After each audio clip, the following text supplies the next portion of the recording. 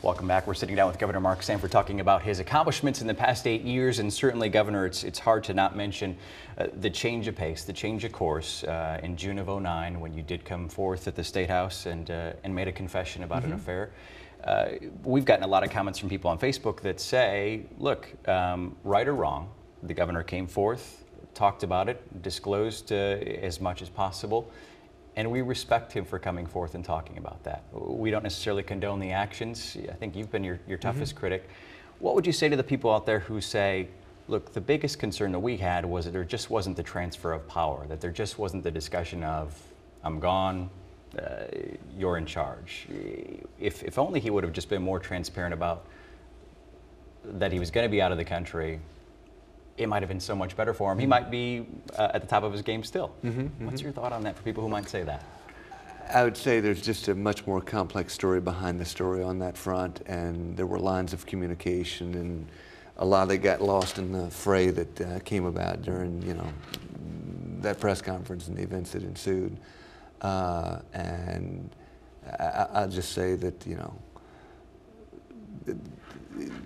there was nothing that was going to happen in the state, that we were in a much better position than has been alleged and suggested. I'll leave it alone at that.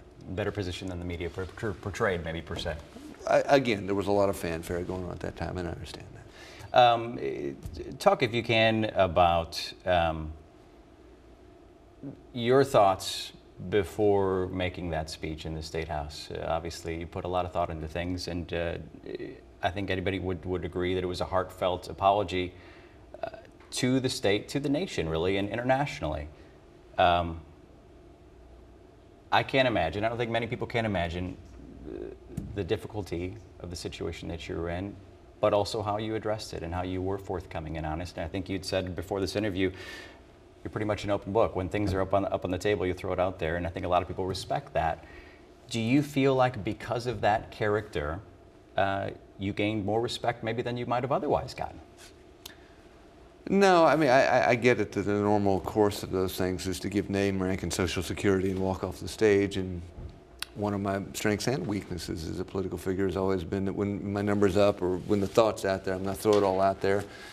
I think that, any way you cut it, probably said a lot more than on a lot of different fronts, and would have been wise. But you don't know how to handle those kinds of things. None of it's handled perfectly. That's the nature of our own humanity and imperfection. I think that the larger voyage is tied back to the larger theme of God's grace, the grace of the people of the state, because sin and wrong has consequences, and I dealt with that, and am still dealing with that. But what I have been really, really struck with in the entire 18 months that's ensued was the phenomenal measure of grace that exists. You don't appreciate grace till you need it. You don't appreciate friendship till you really need one. You don't really appreciate kindness or the person coming up saying, I'm going to worry about sticking my own eye before I worry about the sticking yours.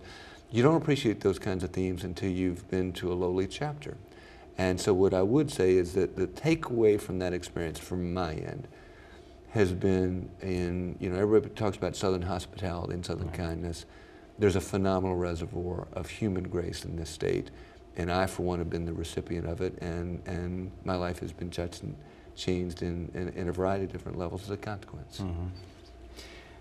Your message, I guess, to the voters and the supporters out there, or even the antagonists, I guess, who might poke some fingers and say, you should have stood up to a higher standard. What would your message be as you kind of look back at the past 8 years? Well, what I'd say in light of the last chapter is that the measure of our own humanity and the need for God's grace and the grace of others is that you're going to have days wherein you perform brilliantly as a journalist, far exceed your best expectations. You're going to have other days wherein you let yourself down, let your God down, let those around you down. And you're going to have literally 1,000 days somewhere in between where you're just putting one foot as best you can in front of the other and marching and ahead. And I think what's important based on that reality is to look forward, to deal as best you can with the day you got before you. Sure.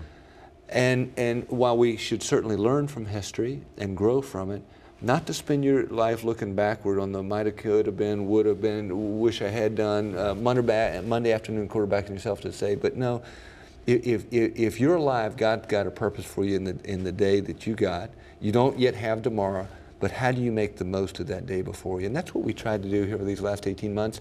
And it's been an incredibly encouraging blessing in that, I mean, in the year when I never would have expected in 1,000 years, this turned out to be probably our most productive legislative session. I mean, we saw $270 million worth of vetoes sustained, which was multiples of any number we'd seen before. We saw Employment Security Commission reform. We'd been told we were the Grinch that stole Christmas and all those kinds of things in media accounts. You know, it was a 2 or 3 year battle, but we saw that one come about. We saw sentencing reform we'd been working on for 8 years come about. So again, I guess the takeaway for me is this larger notion of grace and the fact that, you know, we got to look ahead and try and make the most of the day you got in front of you. In 10 seconds, any final message to... Final message would be simply thank you. I've been incredibly humbled to the listeners and viewers out there in serving as governor. I would say thank you for this experience. Governor Mark Sanford, we thank you for your time today. We appreciate your help and your service. Yes, sir. All right, Governor Mark Sanford with us on WMUV News This Week. That's all of our time. Have a great weekend.